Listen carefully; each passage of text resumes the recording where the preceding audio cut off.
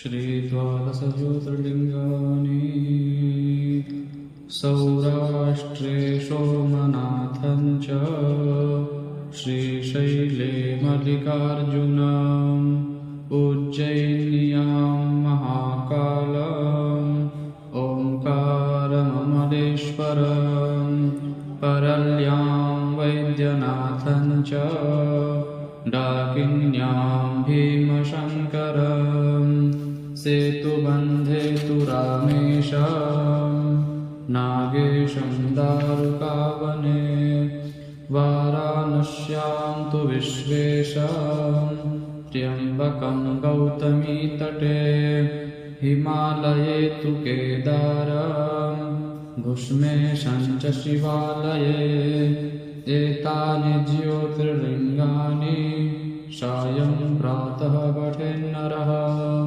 सप्तजन्मकृतं पापं स्मरणेन विनश्यति। ॐ नमः शिवाय। श्रीमहाकालेश्वरार्पणमस्तु।